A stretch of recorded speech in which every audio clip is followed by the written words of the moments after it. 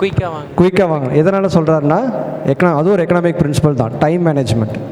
So limited resources இந்த வேர்ல்டில் வந்து நம்ம லிமிட்டட் ரிசோர்ஸஸ் இருக்குது. வேறஸ் நம்மளோட ஆசைகள் வந்து பார்த்திங்கன்னா அதிகமாக இருக்குது. நீங்களும் வந்து உங்களோட ஆசை வந்து என்னது, முன்னேறி வரணும், பிரபலமாகணும் அப்படிங்கிற ஆசையை உங்கள் கிட்டே இருக்க ரிசோர்ஸஸை எப்படி நீங்கள் மேனேஜ் பண்ணுறீங்கிறத பொறுத்து தான். உங்கள் டைம் அதை நீங்கள் வந்து எதில் செலவிடுறீங்க, எதுக்காக செலவிடுறீங்க, எந்த காரணத்துக்காக செலவிடுறீங்க.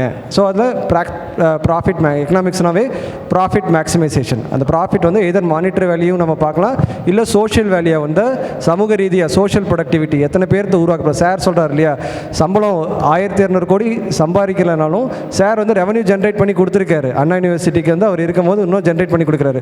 இன்னமும் ப்ராஃபிட் மேக்ஸிமைஸ் அவரோட வாழ்நாள் இன்னமும் நீடித்து அதிகரித்து ரிட்டையர்ட் ஆனதுக்கு அப்புறமும் வந்து பார்த்தீங்கன்னா சார் வந்து ஒவ்வொரு நேரத்தையும் அஜித் படம் ரிலீஸ் ஆகுது இல்லையா, சார் சொல்கிற மாதிரி ஒவ்வொரு நாளையும் ஒவ்வொரு நிமிஷத்தையும் ஒவ்வொரு நொடியும் அவராக செதுக்கிறது தான் நம்மளோட கையில் எக்கனாமிக் பிரின்சிபல்ஸ். நம்ம கையில் இருக்கிற விஷயங்களை எதில் நம்ம செலவிடுறோங்கிறத பொறுத்து தான் நம்மளோட வளர்ச்சி அப்படிங்கிறத நான் சொல்லிக்கிறேன். ஸோ எக்கனாமிக் சார் சொல்கிற மாதிரி டிமாண்ட் ஃபோர்காஸ்டிங், டிமாண்ட் அனாலிசிஸ், இதுலேருந்து இப்போ ஒரு புள்ளி இங்கே இருக்குதுன்னா அடுத்து இது எதை நோக்கி போகிறது, எது வேணும். இப்போ கோவிட் வருதுன்னா ஒரு சாதாரண ஒரு மாஸ்க் வந்து தயாரிக்கிறாங்க, எத்தனை தயாரிப்பு தேவைப்படுது. ஸோ இந்த ஃபோர்காஸ்டிங் வந்து பார்த்திங்கன்னா இன்றைக்கி ரொம்ப ரொம்ப முக்கியமான ஒரு ப்ராஃபிட் மேக்ஸிமைசேஷனில் வந்து ரொம்ப ரொம்ப முக்கியமான இது. காஸ்டிங், ஒரு பொருளை வந்து எவ்வளோ காஸ்ட் பண்ணலாம், இந்த பொருளை உருவாக்குறதுக்கு எத்தனை லேபர்ஸை நான் வந்து வாங்கலாம், எத்தனை ப்ரொடக்டிவிட்டி இன்க்ரீஸ் பண்ணுறதுக்கு எத்தனை மெஷின்ஸை இறக்கலாம், மெஷின்ஸில் இன்வெஸ்ட் பண்ணுமா மனுஷங்களை இன்வெஸ்ட் பண்ணுவோம். இந்த மாதிரி முக்கியமான டெசிஷன் மேக்கிங் எல்லாமே ஒரு கம்பெனியோட பெரிய டெசிஷன் மேக்கிங் எல்லாமே எக்கனாமிக்ஸில் ஸ்ட்ராங்காக இருக்கிறீங்களால தான் பண்ண முடியும். ஸோ நீங்கள் வந்து எக்கனாமிக்ஸ் வந்து நல்லா அந்த இருக்க பிரின்சிபல்ஸ்லாம் நீங்கள் படிங்க. காஸ்டிங்கு,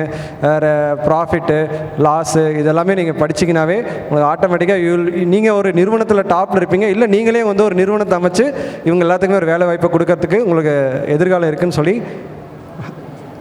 முடிச்சுக்கிறேன். Thank you. Okay, thank you sir. Okay, thank you.